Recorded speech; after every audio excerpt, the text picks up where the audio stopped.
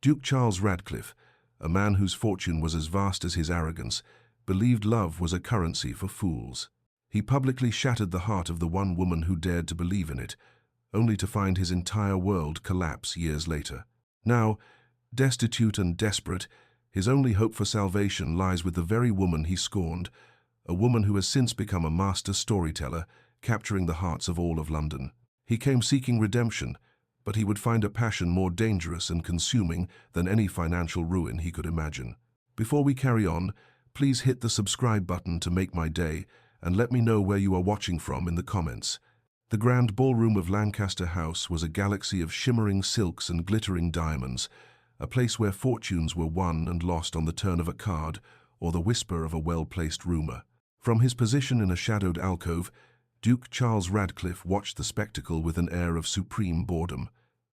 The music, a lively waltz meant to inspire joy, was a tedious drone in his ears. The laughter, tinkling and bright, seemed brittle and false. At 32, Charles had seen it all, done it all, and found it all wanting.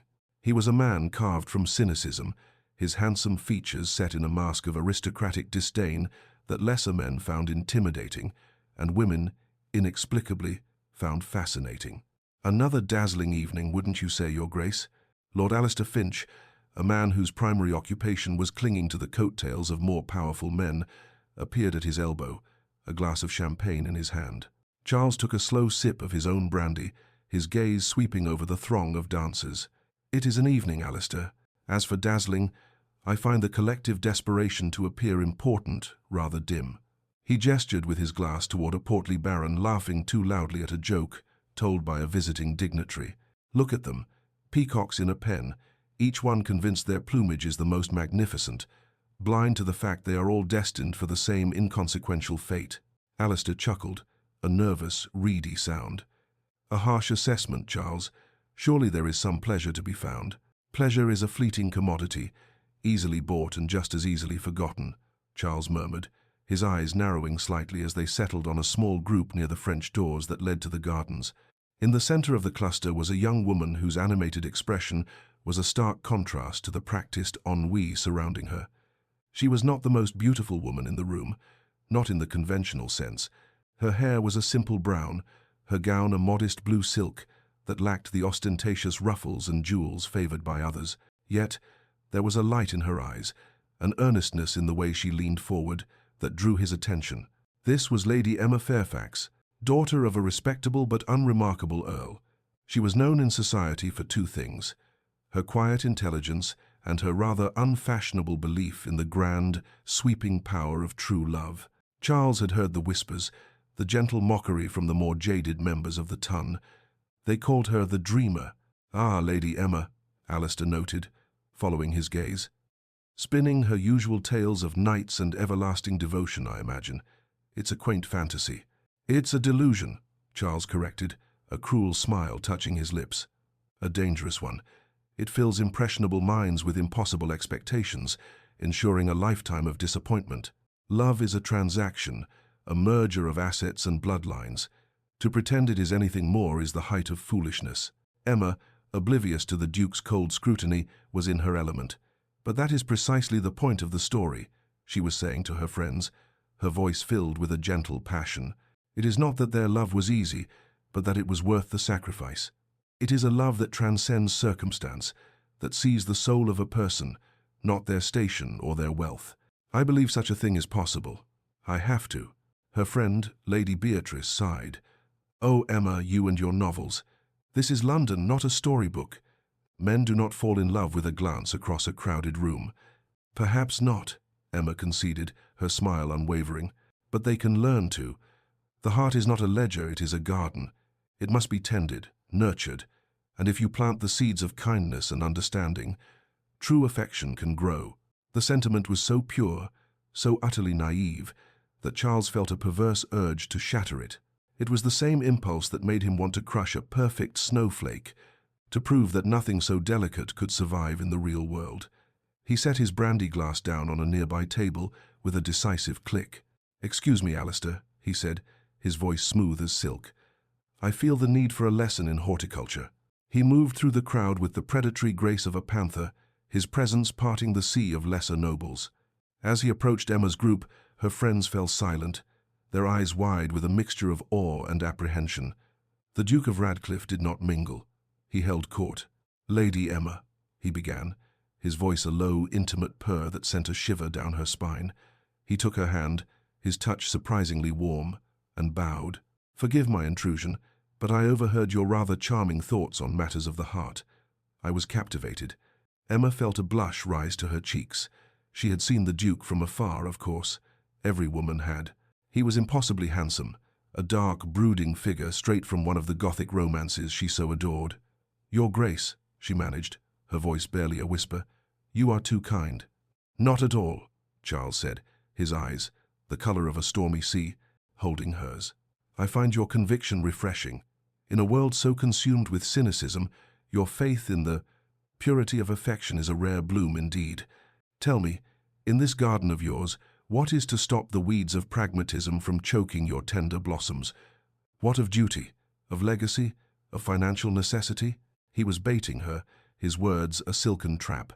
But Emma, lost in the intensity of his gaze, saw only a man who was perhaps wounded, a man who had built walls of cynicism to protect a fragile core. She would reach that core. "Those things are important, of course," she answered earnestly, her heart fluttering with the thrill of the conversation. "But they are the soil, the structure of the garden. They are not the flowers themselves. True love, Your Grace, is the sun. It allows everything else to flourish. A marriage based only on pragmatism is a garden with no light, a barren plot destined to turn to dust." A murmur went through the small crowd that had gathered to listen. Charles's smile widened, but the warmth did not reach his eyes. "It was time to pluck the flower." "How beautifully put," he said, his voice suddenly carrying across the now silent ballroom. He released her hand and took a step back, his tone shifting from intimate to declamatory. "A garden, a sun, such pretty words for such a childish fantasy." The shift was so abrupt it was like a physical blow. Emma flinched, her face paling. "You speak of love as if it were some magical force, a panacea for all of life's mundane realities," Charles continued, his voice dripping with scorn. "But you, Lady Emma, are the daughter of an earl with dwindling lands. You will marry whomever your father deems appropriate, a man who can secure your family's future. Your heart, your precious garden, will have no say in the matter. You will be a broodmare for a title, and you will learn, as we all do, that the only currency of any value is power, not passion." The cruelty of the attack was breathtaking. Gasps rippled through the onlookers. Emma stood frozen, the color draining from her face as hundreds of eyes fixed upon her, some pitying, most morbidly curious. She felt as though he had stripped her bare in the middle of the room. "You see, your belief isn't a strength," Charles concluded, his voice dropping to a conspiratorial whisper that everyone could still hear. "It's a weakness. It is the fanciful dream of a girl who has not yet had to face the world as it is. One day you will, and you will remember this moment and know that I did you a kindness by showing you the truth." He gave a slight, mocking bow, turned on his heel, and walked away, leaving a wake of shattered silence behind him. Emma stood perfectly still for a moment that stretched into an eternity, her hands clenched at her sides. She did not cry. She would not give him the satisfaction. With a dignity that stunned even those who were laughing at her, she lifted her chin, turned, and walked calmly out of the ballroom, her back straight, her spirit wounded but not broken. That night, she did not weep into her pillow. She lit a candle, took out a fresh quill, and began to write. She poured all her humiliation, all her pain, and all her unwavering belief in a love that was stronger than cynicism onto the page. She created a world where heroes were not defined by their titles, and heroines found strength in their hearts. She wrote about a cold, arrogant duke and a woman who would one day teach him the meaning of the word he so despised. 5 years passed, 5 years in which Lady Emma Fairfax, writing under the pen name Justitia, became the most celebrated novelist in England. Her stories of hope, passion, and redemption captured the public imagination, her books selling in unprecedented numbers. She was a literary sensation, her identity a fiercely guarded secret that only fueled the public's fascination. For Duke Charles Radcliffe, those 5 years were a slow, agonizing descent into ruin. His arrogance had made him a reckless investor. He poured his fortune into speculative ventures, from railways in the Americas to diamond mines in Africa, convinced of his own infallible judgment. One by one, they failed. The markets turned, his ships sank, his partners defaulted. He sold his country estates, his art collection, his prized horses, all to cover debts and maintain the facade of wealth. But it was a losing battle. The final blow came on a dreary Tuesday morning in his solicitor's dusty office. Mr. Henderson, a man whose family had served the Radcliffes for a century, could not meet his eyes. "The last of the shipping shares were sold this morning, Your Grace," the solicitor said, his voice heavy. "After settling with your most pressing creditors, there is nothing left. The London house is mortgaged to the hilt. The banks will not extend another line of credit. I am afraid to say you are ruined." Ruined. The word hung in the air, small and yet impossibly heavy. Charles stared at the man, a cold knot of dread tightening in his stomach. "Nothing. There must be something." "There is an offer," Henderson said hesitantly, pulling a letter from a stack of papers. "It is unconventional. It comes from a publisher, Blackwood and Sons. They are preparing to launch the next novel by the author known as Justitia." Charles sneered, the motion reflexive. "Justitia, the peddler of sentimental rot. What does that have to do with me?" Henderson cleared his throat, a delicate, uncomfortable sound. "The author's new work concerns the downfall of a member of the aristocracy. For the sake of authenticity, the publisher is prepared to pay a substantial fee for a consultant, someone who can provide insight into the world of the peerage, its customs, its pressures, and, well, its potential pitfalls. Given your current circumstances and your unparalleled knowledge of that world, your name was suggested." The room fell silent. The insult was so profound, so exquisitely tailored to his specific humiliation, that Charles could not even summon the rage to respond.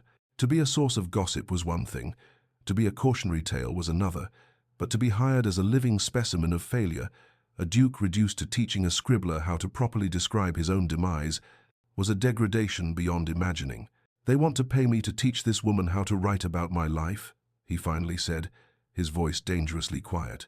"Not your life specifically. Your Grace," Henderson corrected gently. "The life of a fictional character.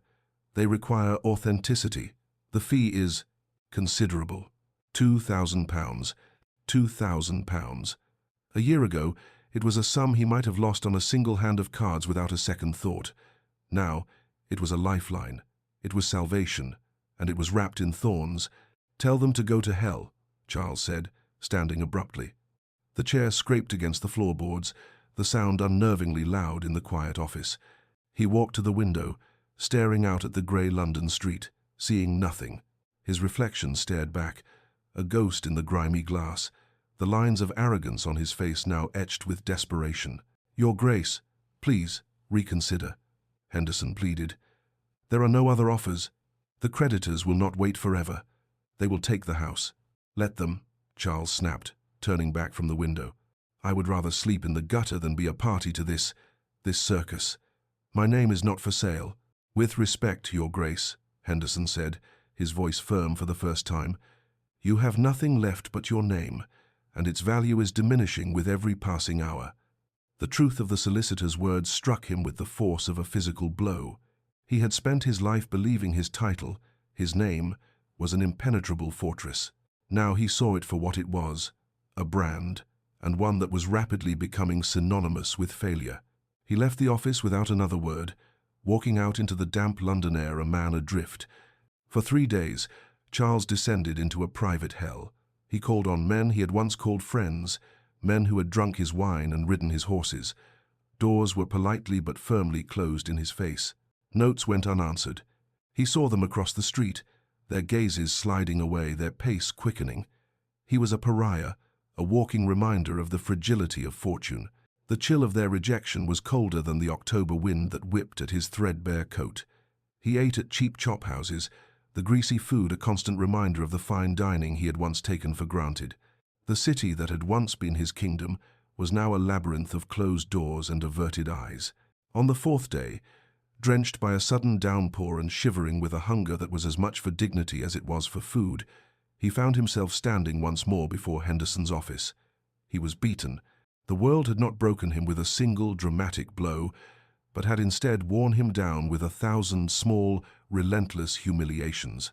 He entered the office, dripping water onto the dusty floor. Henderson looked up, his expression a mixture of pity and relief. Charles did not sit. "The offer," he said, his voice a raw croak. "Is it still available?" Henderson nodded slowly. "I took the liberty of telling them you were considering it. A meeting has been arranged. The author wishes to meet you in person, at her residence. A final indignity. He, a duke, was to be summoned to the home of a common writer. Very well," he said, the words tasting like ash. "When and where?" The address was in Bloomsbury, a neighborhood known for its artists and intellectuals, a part of London Charles had always dismissed as a haven for bohemians and radicals. The house was a handsome, 3-story townhouse, its brick facade clean, its windows gleaming. A small but immaculate garden bloomed in the front, a riot of late autumn color defying the grayness of the day. It was a picture of quiet, confident prosperity. His prosperity, he thought, with a fresh wave of bitterness. The money that had bought this house had come from the pockets of fools who believed in the fantasies he had so long despised. He raised his hand to knock, then hesitated. What kind of woman would he find inside? He pictured a spinster, her fingers permanently stained with ink, her hair in a severe bun, her eyes magnified by thick spectacles. A woman who had lived her life through books and now sought to dissect his for her own profit. He steeled himself, knocked sharply on the polished black door. The door was opened not by a servant, but by the woman herself, and the world stopped. It was Lady Emma Fairfax. She was different, yet utterly the same. The 5 years that had ravaged his life had been extraordinarily kind to hers. The girlish uncertainty was gone, replaced by a quiet, unshakable confidence. Her simple brown hair was elegantly styled, and her dress, a deep emerald velvet, spoke of taste and wealth without a hint of ostentation. But it was her eyes that held him captive. They were the same clear, intelligent eyes, he remembered, but now they held a new depth, a new awareness. And as they looked at him, standing dripping on her doorstep, he saw not a flicker of surprise, only a calm, unnerving recognition. "Your Grace," she said, her voice as smooth and cool as polished stone. "You are punctual. Please come in." Charles could not move, could not speak. His mind reeled, trying to connect the humiliated girl from the ballroom with the poised, successful woman standing before him. Justitia, Justice. The irony of her chosen name was a dagger in his gut. Of course, who else could write with such passion about the triumph of the heart over the cynicism of the world? He had given her the pain that had become her muse. He stepped inside, his dazed mind registering a home that was the antithesis of his own crumbling mansion. There was no cavernous, echoing emptiness here. The space was filled with light, with books, with the scent of beeswax and flowers. It was a home, not a monument. She led him into a library. Bookshelves lined the walls from floor to ceiling, filled with leather-bound volumes. A fire crackled in the hearth, casting a warm glow over the room. It was the sanctuary of a scholar, the workshop of an artist. It was her world, built on the dreams he had tried to destroy. She gestured to a comfortable armchair by the fire. "Please sit. May I offer you a brandy?" The offer of his own preferred drink, in this place, felt like another calculated strike. He shook his head, remaining on his feet. He needed to retain some semblance of control, however illusory. "You are Justitia," he stated, the words feeling clumsy and obvious. A small, knowing smile touched her lips. "I am. It seems the world enjoys a good story, Your Grace, even the ones you find so foolish." There it was, the memory of that night, hanging between them, as clear and sharp as if it had happened yesterday. He had expected anger, perhaps tears, or a bitter tirade. He was not prepared for this cool, collected composure. It was far more disarming. "Why?" he asked, the question encompassing everything. Why this offer? Why him? Emma walked over to her desk, a large mahogany piece littered with papers and open books. She picked up a single, pristine sheet. "The publisher believes my next work requires a certain texture, a verisimilitude that only an insider can provide. My novel is about a man, a duke, not unlike yourself, a man who has everything and values nothing, a man who believes himself to be above the common sentiments of the human heart." She looked directly at him, her gaze unwavering. He loses it all. His fortune, his status, his friends. He is left with nothing but the hollow echo of his own pride. I want to understand him. I want my readers to understand him. I want them to feel the chill as his world collapses. I want them to know what it feels like to have the mask of arrogance stripped away, piece by piece. She was describing his life. She was going to write his downfall, his humiliation, and sell it to the world. And she was asking him to help her do it. "This is your revenge, then," he said, his voice flat. "To have me narrate my own execution. Revenge?" Emma considered the word, tilting her head slightly. "No, Your Grace. Revenge is a bitter, barren garden. I have no interest in it. This is a business proposition. I require a service you are uniquely qualified to provide. In return, I am offering you a sum of money that I am told you desperately need. It is a transaction, a merger of your experience and my ambition. Is that not a language you understand?" She was throwing his own words, his own cynical philosophy, back in his face. The girl who had spoken of gardens and sunlight was now talking of transactions and assets. The transformation was as complete as it was devastating. He had taught her his language, and she had mastered it better than he ever could. He stood there, in the warmth of her library, feeling the cold dread of utter defeat. He had no cards left to play, no allies, no fortune. He had only his pride, and his pride was a luxury he could no longer afford. To refuse was to embrace starvation and homelessness. To accept was to place himself entirely at her mercy, to become a tool in the hands of the woman he had so cruelly wronged. He looked at her, truly looked at her, and saw not the ghost of the girl he had mocked, but a woman of formidable strength and intelligence, a woman who had taken the wound he had inflicted and forged it into a weapon, and then a kingdom. A flicker of something he had not felt in years, something other than bitterness or boredom, sparked within him. It was a grudging, unwilling, and deeply unsettling sense of admiration. His choice was no choice at all. "What?" he said, the word tearing from his throat. "Are your terms?" Emma's smile did not waver. It was the smile of a queen surveying her dominion, a smile that held no warmth, only absolute control. "My terms are quite simple, Your Grace," she began, her voice a silken thread in the quiet room. "You will attend me here, in this library, every weekday morning at 10 o'clock precisely. You will stay until I am satisfied with the day's work, which will likely be no earlier than 4 in the afternoon." She paused, letting the implication of his new schedule sink in. He was no longer a master of his own time. He was hers. "During our sessions," she continued, moving to stand before the fire, its light in her eyes, "you will answer my questions, all of them. You will not dissemble. You will not deflect with sarcasm, and you will not lie. I am purchasing your memories, your experiences, the very authenticity my publisher requires. I expect to receive the goods for which I have paid." She let that hang in the air, the commercial language a deliberate echo of the philosophy he had once espoused. "You will speak of this arrangement to no one. To the world, you are merely a consultant on matters of aristocratic etiquette. The true nature of our work remains within these 4 walls. Is that understood?" Charles felt a muscle jump in his jaw. Each condition was a perfectly crafted humiliation, a tightening of the leash. He was to be her creature, a pet scholar of his own ruin, kept on a strict schedule. "And the payment?" he managed to ask, his voice tight. "You will be paid weekly," Emma said, her tone brisk. "A portion of the total fee, delivered to you at the end of our session each Friday, contingent upon my satisfaction with your candor during the week. If I feel you are holding back, payment will be withheld." It was masterful. She had bound him completely.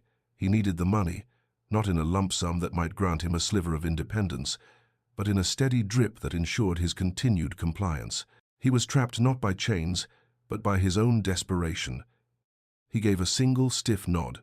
There was nothing else to do. "Excellent," she said, as if concluding a simple household transaction. "We shall begin tomorrow morning, 10 o'clock. She walked to the library door and held it open for him, a gesture of dismissal that was more profound than any command. As he walked past her, he caught her scent, a faint aroma of old paper, ink, and something floral, the scent of her victory. He did not look back as he stepped out into the cold London rain, the weight of his capitulation heavier than any storm.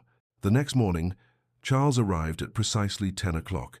He had spent the night in a restless, dream-filled state, his mind a chaotic swirl of past glories and present humiliations.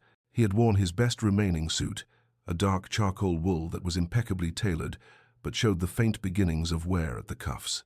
It was a pathetic act of defiance, a last grasp at the dignity he no longer possessed. Emma was already at her desk, a pen in her hand, a clean notebook open before her. She did not rise when he entered, merely gesturing again to the armchair by the fire. "Good morning, Your Grace. Please, sit." He did so, the silence in the room stretching uncomfortably.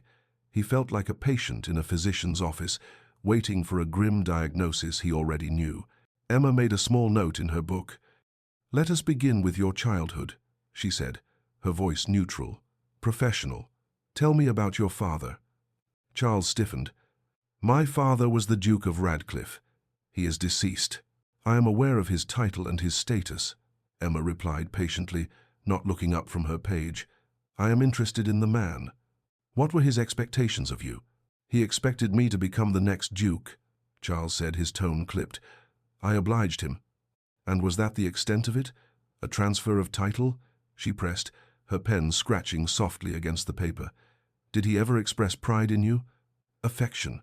The question touched a nerve, a deeply buried wire that sent a jolt of cold anger through him.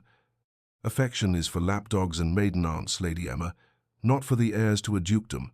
My father and I had an understanding. He provided the legacy. I was to perpetuate it.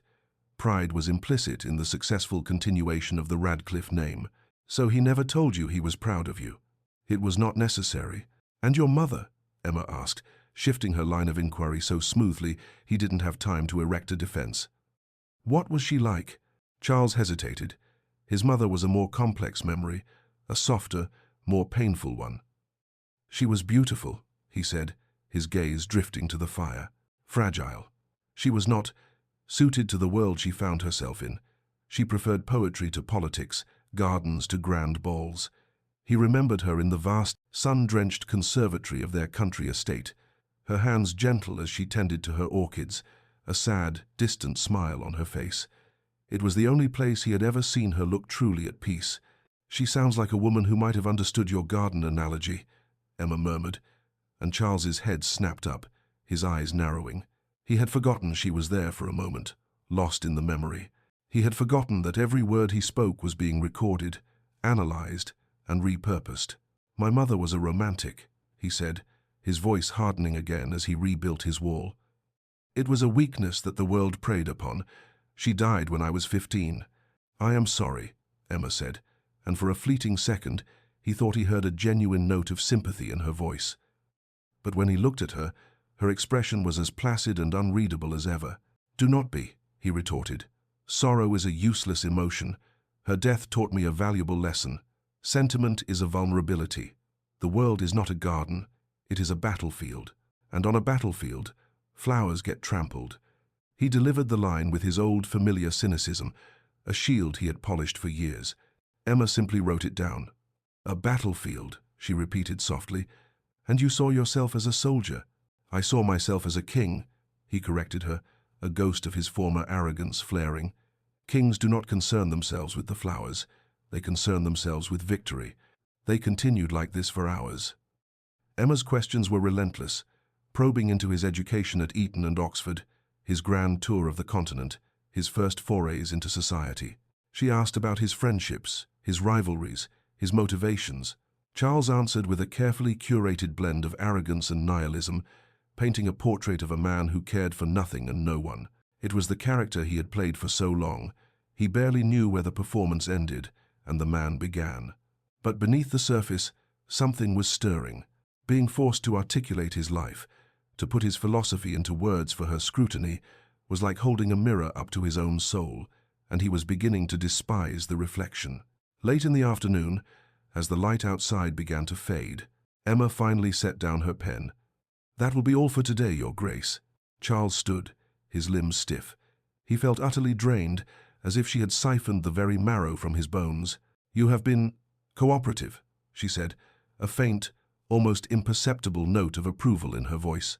She retrieved a small, heavy purse from a drawer in her desk and held it out to him. "Your payment for the day." He took it, the weight of the coins a fresh humiliation. He was being paid for his own evisceration. He turned to leave, but her voice stopped him at the door. "Your Grace," she said. He turned back. She was holding a few sheets of paper, her own handwriting covering them in neat, elegant script. "I thought you might be interested. A first draft. Based on our conversation today." He hesitated, his pride warring with a sudden, intense curiosity. He wanted to refuse, to show her that her scribblings were beneath his notice, but he could not. He walked back and took the pages from her hand, their fingers brushing for a fraction of a second. The contact was electric, a strange spark in the cold landscape of their transaction. He waited until he was back in the shabby, rented room that was now his home before he dared to read them. He lit a single candle, its meager light flickering over the page. Asterisk. The young Duke learned early that emotion was a liability. His father's approval was a cold, distant star, something to be navigated by, but never reached. He saw the world crush the softness from his mother, leaving behind a beautiful empty vessel, and he vowed he would never be so weak.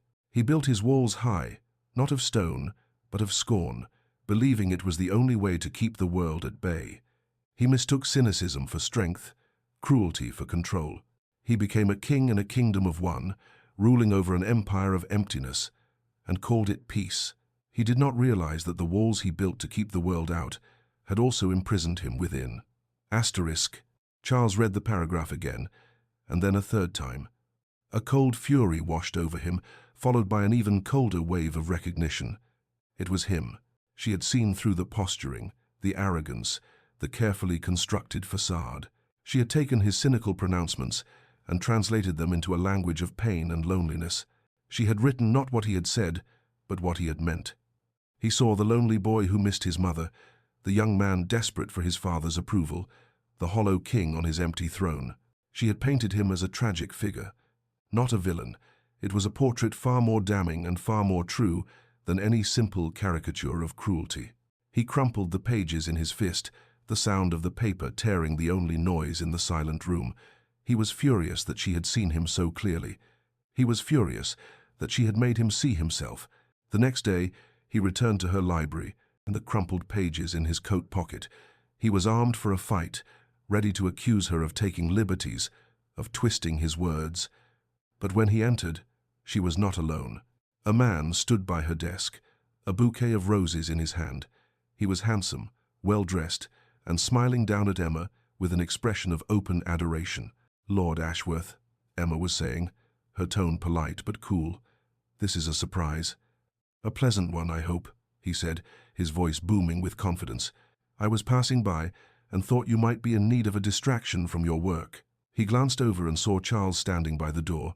His smile faltered for a moment, replaced by a look of confusion. "Radcliffe? What on earth are you doing here?" The question, and the familiar, dismissive tone, sent a hot spike of shame through Charles.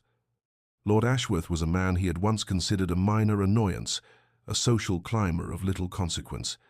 Now their positions were utterly reversed.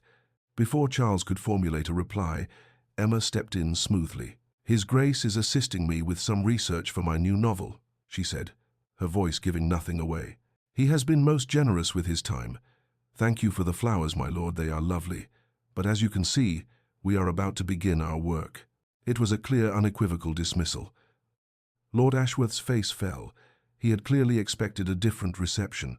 He gave Charles a final, suspicious look, bowed stiffly to Emma, and departed, leaving the scent of his roses and his wounded pride behind him.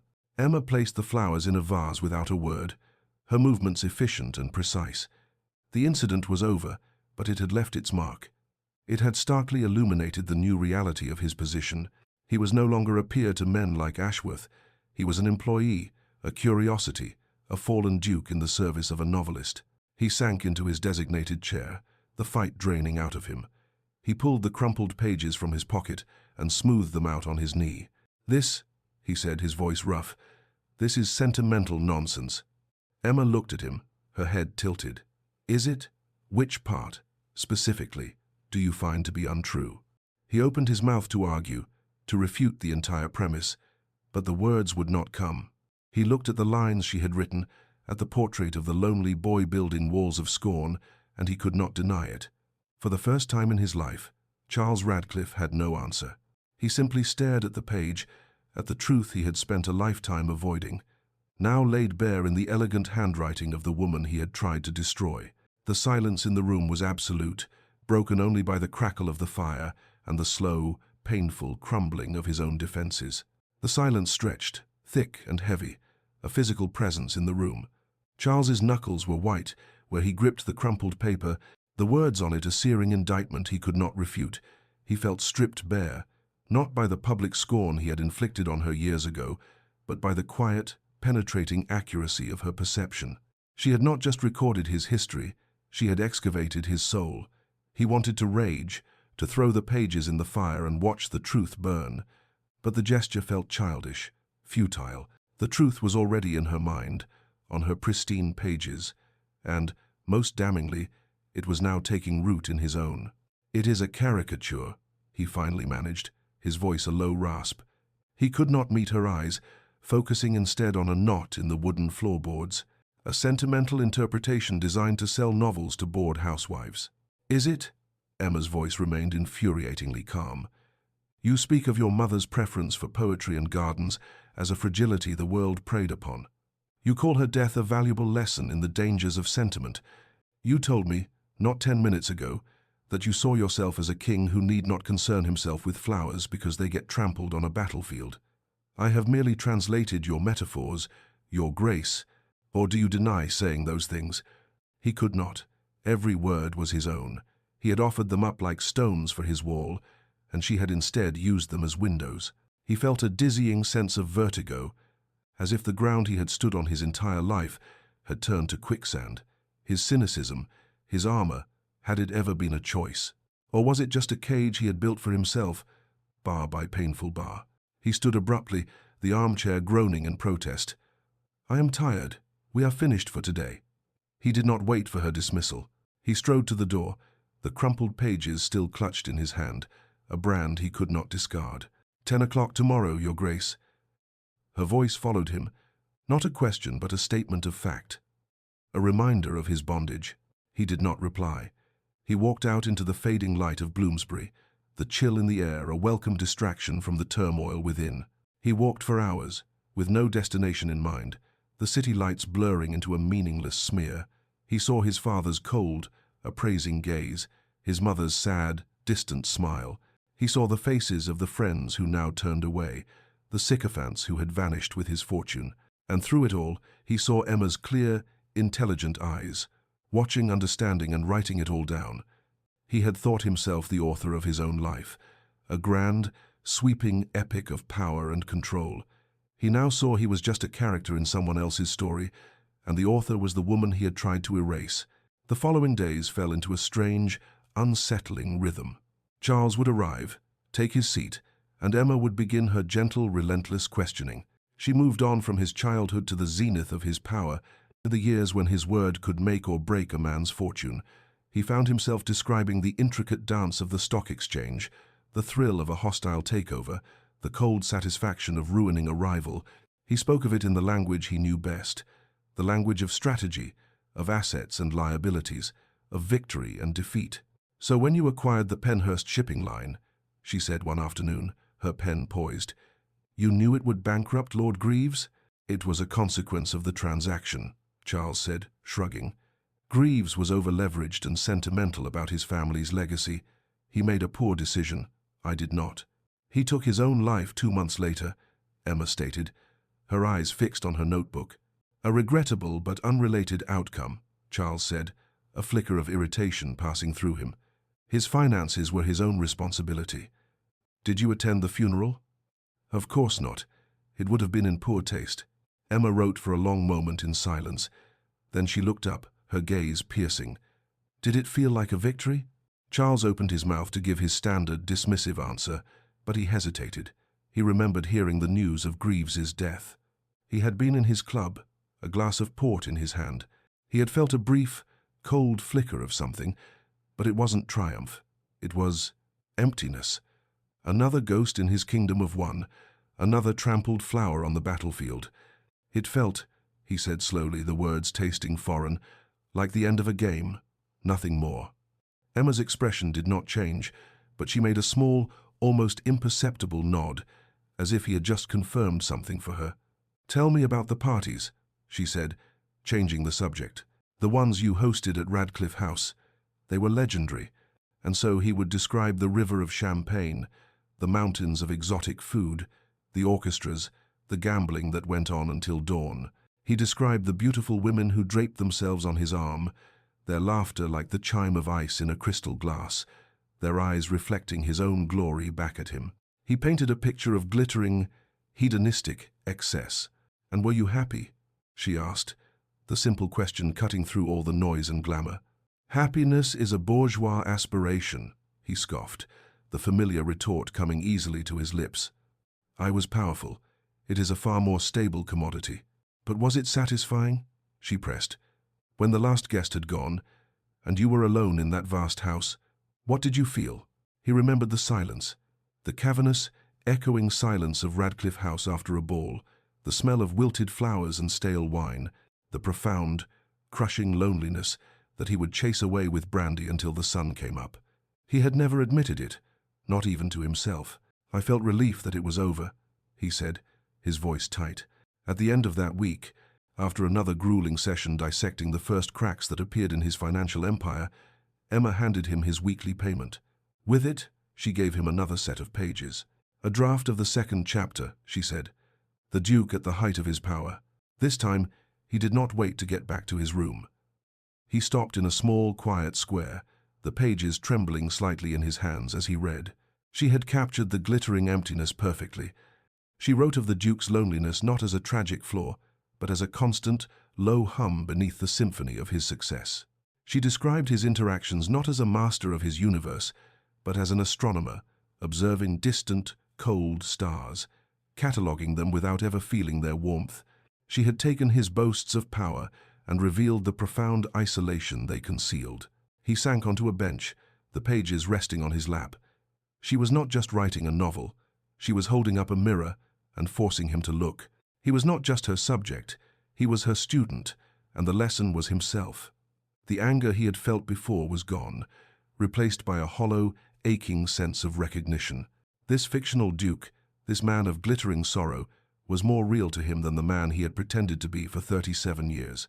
His new life was a study in contrasts. The mornings were spent in the warm, book-lined sanctuary of Emma's library, dissecting a life of unimaginable luxury. His afternoons and evenings were spent in the cold reality of his poverty. He ate his meals in cheap public houses, where the stew was thin and the bread was stale. He walked everywhere, the worn soles of his shoes a constant reminder of the carriages he had once owned. The city he had once commanded now felt alien and hostile. One evening, as he was walking back to his rented room through a persistent drizzle, a carriage rattled past, splashing a sheet of muddy water over his worn coat. He cursed under his breath, wiping at the grime with his sleeve. As the carriage passed under a gas lamp, he saw the occupants. It was Lord Ashworth, looking pleased with himself, his arm resting possessively on the back of the seat. And beside him, wrapped in a fine cashmere shawl, was Emma. They were laughing, on their way to the opera or some other glittering event that was no longer part of his world. A feeling, hot and savage, shot through Charles. It was a raw, primitive emotion he had never experienced before. It was jealousy.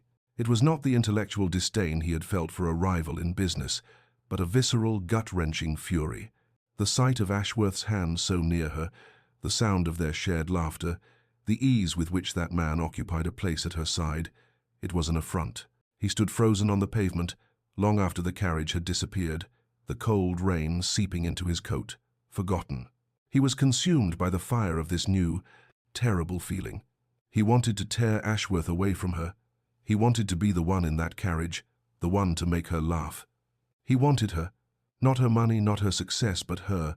The realization struck him with the force of a physical blow, leaving him breathless. The next morning, he was a storm cloud in her library. He answered her questions in monosyllables, his jaw tight, his gaze fixed on the fire. Emma, ever perceptive, noticed the change immediately. "You seem troubled today, Your Grace," she commented, her pen still.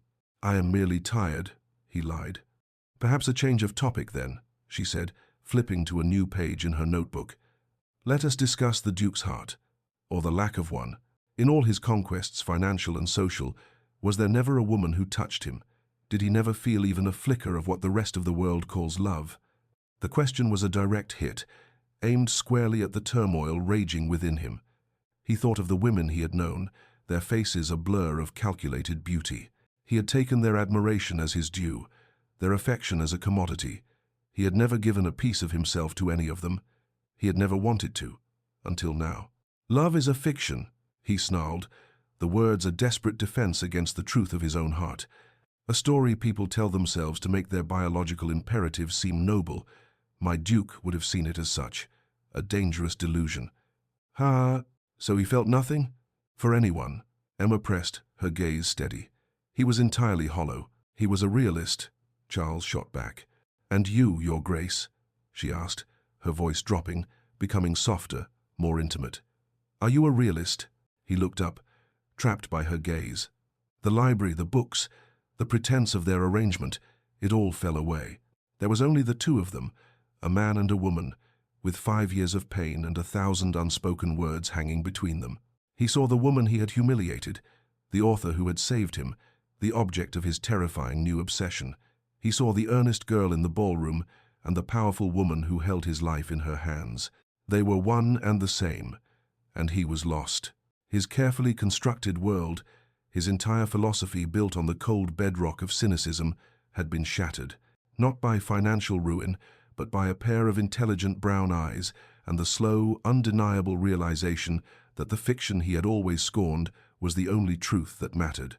The king was on his knees, his empire of emptiness in ruins, and all he could do was stare at the woman who had conquered him, not with power or wealth, but with a story. His story, and for the first time, he desperately wanted to know how it would end. The question hung in the air between them, a fragile bridge over a chasm of unspoken history. "Are you a realist, Your Grace?" Emma's voice was soft, yet it carried the weight of a final judgment. Charles felt his world tilt on its axis. The library, with its comforting scent of old paper and beeswax, suddenly felt like a courtroom, and he was the one in the dock, his entire life's philosophy presented as evidence against him, his heart hammered against his ribs, a frantic, trapped bird. The realist in him, the man he had painstakingly constructed over decades, screamed at him to sneer, to deflect, to retreat behind the familiar walls of scorn. But the realist was dying, and in his place was a man drowning in a feeling so potent, so terrifying, it stole the air from his lungs. He looked at her, truly looked at her, and the carefully maintained composure of the past weeks crumbled to dust. He saw not the cool, collected author, but the ghost of the girl in the blue silk dress, her eyes wide with belief. He saw the woman who had turned his cruelty into a career, his poison into her ink. He saw the object of Lord Ashworth's casual admiration and the focus of his own savage, consuming jealousy. All these Emmas converged into one, and she was waiting for an answer. "No," he said, the word a shard of glass in his throat. It was a confession, an abdication, a surrender. "No, I am a fool." The admission, so contrary to his entire being, seemed to suck the sound from the room. The only noise was the crackle of the fire, a witness to his unraveling. He expected her to smile, a small, triumphant quirk of her lips. He expected her to write it down, another damning piece of data for her novel. He expected the satisfaction of a victor. He got none of it. For the first time since he had walked into her house, Emma's professional mask slipped. A flicker of something vulnerable, something akin to shock, crossed her features. Her hand, the one holding the pen, lowered slowly to the desk. She did not look triumphant. She looked uncertain. The cool, dispassionate author was gone, and in her place was a woman confronted with the ghost of the man she was writing, now made flesh and blood and broken before her. "A fool?" she repeated, her voice barely a whisper. Charles sank back into the armchair. The fight, the pretense, the very structure of his identity, gone. He felt hollowed out, yet strangely light. "I built a fortress to protect myself from a world I believed to be hostile," he said, his voice raw with a truth he was articulating for the first time. "I furnished it with contempt and called it a kingdom. I banished every soft feeling, every weakness, and in the end, I was its sole prisoner. I scorned the idea of love because I was terrified of the very thing it requires, vulnerability. I mocked your garden, Lady Emma, because I knew deep down that my own soul was a barren plot of dust. That is not realism, that is cowardice, and I have been its most devoted practitioner. He finally looked up at her, his gaze unflinching, exposing the full depth of his desolation. He had nothing left to hide. The king had abdicated, and the man who remained was a ruin. Emma stared at him, her lips slightly parted. The silence that followed was different from the ones before. It was not a space for her to formulate a question or for him to erect a defense. It was a shared space, filled with the weight of his confession. She did not write a single word. The notebook lay forgotten on her desk. The author had vanished, and only the woman remained, bearing witness to the demolition of a man. Slowly, she rose from her chair and walked to the window, turning her back to him. She looked out at the grey London sky, her hands clasped behind her back. Charles watched her, his breath held. He had given her the ultimate victory, the complete surrender of his world-view. He had laid the tattered remains of his pride at her feet. What would she do with them? "The world can be a cruel place," she said at last, her voice quiet, directed at the window pane. "It can take what is soft and gentle and crush it without a thought." Her words were a soft echo of his own, spoken just days before about his mother. But where his had been edged with bitterness, hers were laced with a profound, weary sadness. It is not foolish to build a wall. Sometimes it is the only way to survive. She turned back to face him, and her eyes held a new light. The cool, analytical gaze was gone, replaced by a deep, complicated empathy. It was not pity. Pity was a coin tossed to a beggar. This was something else, something that acknowledged his pain as a shared human experience. "The foolishness," she continued softly, "is in forgetting to build a door." With that, she walked back to her desk, but she did not pick up her pen.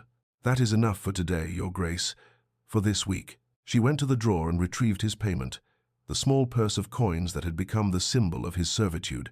But as she held it out to him, her gesture was different. It was no longer the crisp transaction of an employer. There was a hesitation, a softness to it. He stood and took the purse, their fingers brushing for a fleeting moment. The contact was no longer the shocking spark of a few days prior. It was a quiet current, a recognition of the new ground on which they stood. The ground was fragile, uncertain, but it was shared. "Lady Emma," he began, the name feeling different on his tongue. He did not know what to say. "Thank you. I am sorry." The words were inadequate for the tectonic shift that had occurred within him. She saved him the trouble. 10 o'clock on Monday, Charles," she said, using his given name for the first time. It was not a command. It was an invitation, a quiet acknowledgement that the Duke was gone, and the man remained. He nodded, unable to speak, and left her library, stepping out not into the cold of his exile, but into the bewildering, terrifying, and hopeful landscape of a new world. He was a man without a map, but for the first time, he felt the possibility of finding a door. The weekend was an agony of introspection. Without the structure of his sessions with Emma, Charles was left alone with the wreckage of his former self. He walked the city streets, but he no longer saw them as a kingdom he had lost. He saw the faces of the people he passed, the vendors hawking their wares, the children chasing pigeons, the lovers walking arm in arm, and he saw not a faceless mob, but a world teeming with the very emotions he had spent his life denying. He felt like a ghost, observing a life he had never allowed himself to live. On Monday, he returned to the townhouse in Bloomsbury with a sense of trepidation. He did not know what to expect. Would they return to the old dynamic, the cool author and her subject, or had his confession irrevocably changed the nature of their arrangement? He found Emma by the fire, a book in her lap, not at her desk. She looked up as he entered and gave him a small, hesitant smile. It was a genuine smile, one that reached her eyes, and it transformed her face, chasing away the shadows of Justitia and revealing the warmth of Emma Fairfax. "Good morning," she said. "I thought perhaps we could talk today, not as author and subject, but simply talk."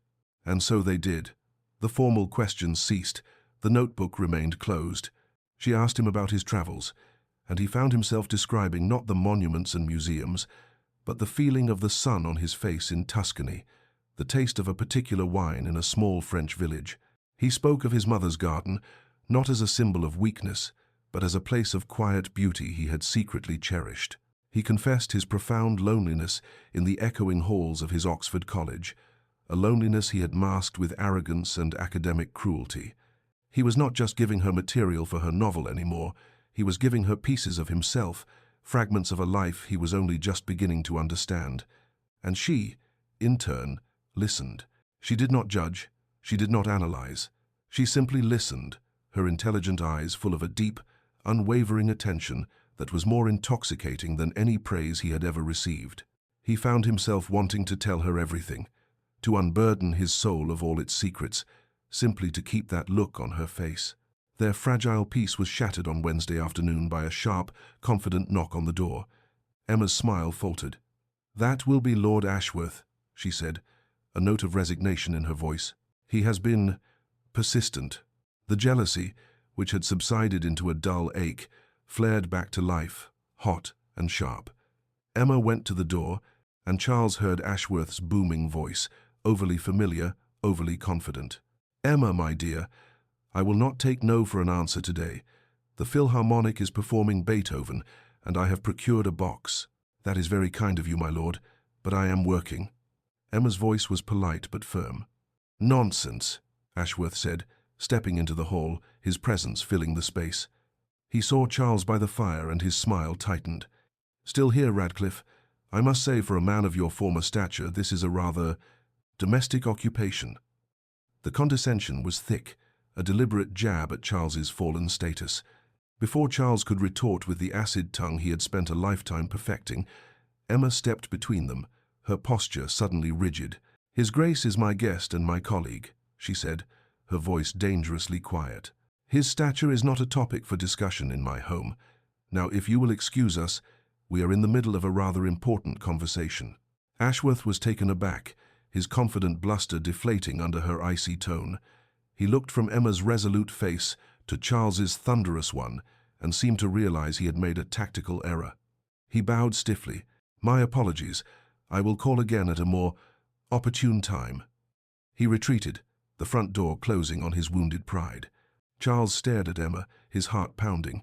She had defended him, not just his presence, but his dignity. She had drawn a line in the sand and placed herself on his side. The protective gesture moved him more than he could say. Emma turned back to him, a faint blush on her cheeks. "I apologize for the interruption."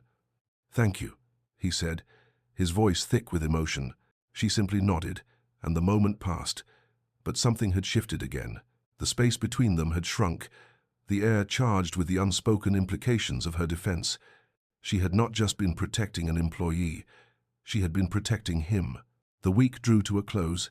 The sessions had become the focal point of Charles's existence, the hours spent in her library the only time he felt truly alive.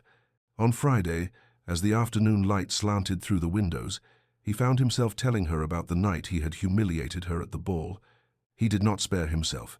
He described his arrogance, his boredom, his cruel, calculated decision to make an example of her. "I was a monster," he finished, his voice low, his gaze fixed on his hands. "There is no other word for it. I saw something pure and good, and my first instinct was to destroy it, to prove that it could not survive in my world." He finally dared to look at her. Emma was sitting very still, her hands clenched in her lap. A single tear traced a path down her cheek. She did not wipe it away. It was a glistening crack in the armor of Justitia, a testament to a wound that had never fully healed. The sight of it was like a physical blow. He had known, intellectually, that he had hurt her. But to see the evidence of that pain, 5 years later, was an agony beyond anything he had ever experienced. He had caused that tear. "Emma," he whispered, his voice breaking. He stood and took a step toward her, an instinctive, overwhelming need to comfort her, to undo the damage he had done. She looked up, her eyes shimmering with unshed tears. "Why are you telling me this now?" "Because it is the truth," he said, his heart aching. "And because I am so desperately sorry." He reached her, and without thinking, he knelt before her chair, taking her clenched hands in his. They were cold. "I am sorry," he repeated, the words a prayer, a plea, for everything. She looked down at him, at this proud, arrogant duke kneeling at her feet, his face a mask of genuine remorse. She saw the man who had shattered her heart, and the man who had, in the past weeks, slowly, painstakingly, begun to piece it back together with his own broken fragments. The tear fell from her cheek and landed on their joined hands. At that moment, the last wall between them crumbled into dust. There was no author, no subject, no duke, no novelist. There were only Charles and Emma, a man and a woman bound by a shared history of pain and the tentative, terrifying promise of a new beginning. He looked up at her, and she looked down at him, and in the quiet of the library, with the fire crackling softly and the ghosts of their pasts finally at rest, he leaned forward, and she leaned down, and their lips met for the first time. It was not a kiss of passion, but of absolution. A quiet, desperate sealing of a pact that had been 5 years in the making. It was the closing of one chapter, and the silent, breathtaking opening of the next. The kiss lingered in the air long after their lips parted. It was a fragile, tentative thing, a question more than an answer, yet it had irrevocably altered the atmosphere of the room. Charles slowly rose from his knees, his gaze still locked with Emma's. The chasm of 5 years, of cruelty and revenge, of servitude and success, had been bridged by that single, silent act of forgiveness. He felt as if he had been holding his breath his entire life, and had only just exhaled. The air in his lungs was new, strange, and terrifyingly clean. Emma's hand, no longer cold, remained in his. She looked as dazed as he felt. Her composure, the carefully constructed armor of Justitia, finally laid aside. The tear track on her cheek was the only evidence of the storm that had just passed. He had an overwhelming urge to wipe it away, but the gesture felt too intimate, a familiarity he had not yet earned. "Emma," he said again, his voice a low murmur. The name was a comfort, a destination. She gave a small, shaky nod, pulling her hand gently from his. "It is late, Charles," she whispered, her voice not dismissive, but thick with an exhaustion that was more than just physical. It was the exhaustion of a long war finally ended. "You should go." He did not want to go.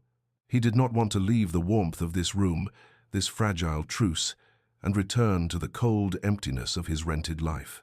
But he saw in her eyes that she needed space, time to process the surrender of the man who had been her villain, her subject, and was now something else entirely. He nodded, the simple motion feeling like a vow. He walked to the door, and for the first time, he did not feel like a dismissed employee. He felt like a man leaving a home he desperately hoped to return to. He paused at the threshold, looking back at her. She stood by the fire, a solitary figure bathed in its warm glow, watching him. "Monday," he said, a soft question. "Monday," she confirmed, a promise. The weekend was a revelation. The city was no longer a hostile landscape of his failure. It was a place of possibility. The jealousy that had consumed him at the sight of Emma with Lord Ashworth had been burned away by the kiss, replaced by a fierce, protective tenderness and a profound, humbling hope. He was in love. The realization did not strike him like lightning, as it had in his jealous rage, but dawned on him slowly, like the sunrise over a world made new. He, Duke Charles Radcliffe, the architect of cynicism, the king of an empty empire, was in love with the woman he had tried to break. The irony was so profound it should have been crushing, but instead, it felt like grace. It felt like salvation. When he arrived on Monday, the library felt different. The air was lighter, the silence no longer a weapon or a shield, but a comfortable quiet. Emma was not at her desk, but was arranging a vase of winter roses on the mantelpiece. She turned as he entered, and the smile she gave him was unguarded and genuine. "I have been thinking," she said, her hand still fussing with a white rose, "about the book." "And?" he asked, his heart suddenly tight with apprehension. The book was the reason for their connection, but it was also the story of his ruin. "The man I was writing is gone," she said simply, turning to face him fully. "He was a caricature, a man made of scorn and pride. He was a villain. You are not him." "I was," he insisted quietly. "You were," she agreed, "but you are not now. And to continue writing that story feels dishonest. It feels like a lie." He walked toward her, stopping just before the hearth. "What story will you write then?" "I don't know," she confessed, and the admission seemed to cost her something. Justitia, the all-knowing storyteller of London, was at a loss. I know how it begins, with a cruel duke and a foolish, dreaming girl, but the ending is unwritten. It was in that moment that Charles understood. The novel was not just a project, it was their shared history, their confessional. The ending she was searching for was not for her fictional duke, but for them. Then perhaps, he said softly, his voice barely a whisper, we could write it together. Her eyes, wide and luminous, met his. The space between them crackled with the unspoken words, with the terrifying, exhilarating possibility of a shared future. The transaction was over. The story was about to begin. Their sessions transformed. The notebook was put away, the pretense of research abandoned. They talked for hours, not of his past, but of their futures. He spoke of a desire he had never admitted to anyone, a longing to build something, not with money and power, but with his own hands. He had always had a secret fascination with architecture, with the creation of spaces that brought comfort and peace, a stark contrast to the cavernous, intimidating halls he had grown up in. He spoke of it with a hesitant passion, a dream he had long buried under layers of aristocratic duty and cynical disdain. Emma, in turn, spoke of the weight of being Justitia. She confessed that the success, while gratifying, was also a cage. She was beloved for her stories of hope, yet she had been living a life of quiet, solitary work, her own heart guarded against the very emotions she wrote about so eloquently. She dreamed of traveling, of seeing the sun-drenched landscapes she had only ever read about in books, of living a story, not just writing one. In sharing these buried dreams, they were mapping out a new world for themselves, a world built not on titles or fortunes, but on shared desires and mutual understanding. He discovered she had a quick, dry wit that she had kept hidden behind her professional demeanor. She discovered he had a surprising knowledge of poetry, a secret inheritance from his romantic mother. They were not just a duke and a novelist, they were Charles and Emma, two people discovering each other, piece by piece. Their fragile new world was tested when Lord Ashworth called again. This time, he did not knock. The butler, a man Charles had hired in his own days of wealth, showed him into the library with an apologetic glance at Emma. Ashworth strode in, his face a mask of jovial confidence that did not quite hide the possessive glint in his eyes. "Emma, my dear," he boomed, pointedly ignoring Charles, who stood by the window. "I have come to rescue you. There is a showing at the Royal Academy, and it is a crime for you to be cooped up in here with your research." His gaze flickered to Charles, laden with insinuation. "My lord, I have told you I am not available," Emma said, her voice dangerously calm. "Nonsense. All work and no play," Ashworth said, stepping closer to her. "Besides, I have news that might interest you. The talk of the clubs is that Radcliffe House is finally to be sold, the last of the Duke's assets. The end of an era." He looked directly at Charles, a cruel, triumphant smile on his face. "A sad story. I imagine it provides you with a great deal of authenticity." Charles felt the blood drain from his face. The news was a physical blow, the final nail in the coffin of his old life. But the true pain came from Ashworth's deliberate, public cruelty. It was a perfect echo of his own actions in the ballroom 5 years ago, a public stripping of a man's dignity for sport. He saw Emma's hands clench. She took a step forward, placing herself between the two men. "Lord Ashworth," she said, and her voice was like the crack of a whip. "You have, in the space of 1 minute, insulted my guest, presumed upon my time, and demonstrated a profound lack of character. The disposition of Radcliffe House is a private matter, and you will not speak of it, or of his grace, in that tone in my presence again. Your company is no longer welcome here. Not now, not ever. Please leave." The silence in the room was absolute. Ashworth stared at her, his jaw slack with astonishment. He had expected her to be impressed by his social standing, to be swayed by his invitations. He had never expected this fierce, unyielding defense of a ruined man. He looked at Charles, who stood behind Emma, his expression unreadable, and a dark, ugly suspicion dawned in Ashworth's eyes. He saw not a business arrangement, but a rival. He gave a stiff, furious bow and stormed from the room. The door closed, and the silence he left behind was heavy. Charles looked at Emma, who stood with her back to him, her shoulders rigid. She had defended him, utterly and completely. She had sacrificed a socially advantageous connection for him. She had protected his honor when he had none left to protect himself.